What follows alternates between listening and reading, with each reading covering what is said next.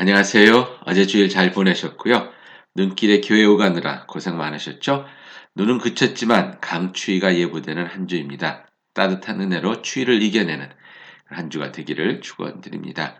인간은 유한한 존재이죠. 죽음이 우리의 삶의 한계를 분명히 해줍니다. 그 죽음 뒤에 무엇이 있는지 확실히 모르기에 우리는 또한 두려워하는 존재로 살아갑니다. 실존주의자들은 그 죽음의 두려움을 없어짐, 즉 무에 대한 두려움으로 표현합니다. 나의 육적인 존재가 없어짐과 함께 나라는 존재가 잊혀지고 사라져 버릴 것이라는 두려움, 즉 무에 대한 두려움 앞에 우리는 스스로 용기를 내서 삶의 희망과 꿈, 가치를 만들어내야 한다고 이야기하죠.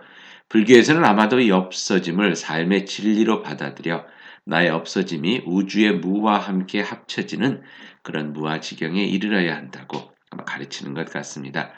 오늘 본문에서 인생의 허무함을 향해 예수님께서 주시는 답은 다시 태어나라는 것입니다. 다시 태어나되 전과 같은 허무의 전철을 밟지 않도록 성령님, 즉 하나님의 영으로 다시 태어나라는 것이죠. 여러분이 기억하시는 대로 하나님께서 우리 인간을 창조하셨을 때 그 코에 생기를 불어넣어 주셨다고 창세기는 기록하고 있습니다. 여기서 생기로 번역된 히브리 단어 루아는 생기, 숨, 바람, 영혼 등으로도 번역될 수 있다는 것을 기억할 때 우리에게 하나님의 영, 즉 성령이 주어지므로 우리에게 생명, 즉 하나님의 자녀로서 다른 짐승과는 다른 영적인 생명이 주어졌다는 것을 알 수 있습니다. 그런데 이 생명이 우리의 죄로 인해서 깨지고 망가지게 되었다는 것이죠. 그리고 그렇게 참 생명의 능력을 잃어버림으로 인해 우리는 죽음을 두려워하는 존재로 타락해 버렸다는 것입니다. 그래서 우리는 다시금 원래 창조 때와 같이 하나님의 자녀로, 즉 하나님의 영, 즉 성령을 받아 다시 태어나는 거듭남의 은혜를 입어야 온전히 살게 되는, 즉 하나님께서 창조 때 계획하셨듯 영원히 하나님과 살게 되는 참 인간으로서 거듭나게 된다는 것입니다. 여기서 거듭난다는 말은 위로부터 난다라고도 번역될 수 있다는 점을 기억할 때 우리는 또한 거듭남은 하나님과 영적으로 교류하는 영적인 삶으로 새롭게 태어남을 의미한다는 것을 알 수 있습니다. 즉 하나님과 영적으로 끊어진 삶을 살던 우리가 다시금 성령으로 거듭남을 통해서 영적으로 하나님과 연결된 원래의 모습대로의 삶을 살게 되었다는 것이죠. 오늘 본문 6절에서 하신 육으로 난 것은 육이요 영으로 난 것은 영이니라는 말씀의 의미를 여기서 찾아볼 수 있겠습니다.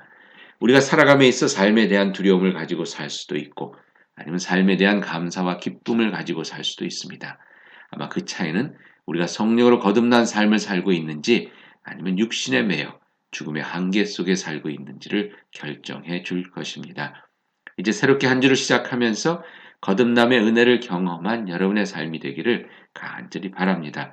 그리고 거듭남의 은혜가 새롭게 임하는 가운데 불안과 두려움, 포기와 허무가 아닌 감사와 기쁨, 그리고 경의와 기대로 가득 찬 귀한 삶이 되기를 축원드립니다. 기도하시겠습니다. 영원한 생명의 은혜를 허락해 주신 주님, 땅에서의 죄악된 삶의 고리를 끊고 새롭게 주님의 영으로 거듭난 은혜의 삶을 살기를 기도합니다. 새롭게 하시는 주님의 성령이 이끄시고 다스리시고 채워주시는 삶의 기적을 체험하도록 은혜 내려 주시옵소서. 예수님의 이름으로 기도하옵나이다. 아멘. 성령님과 함께하는 한 주가 되기를 축복합니다.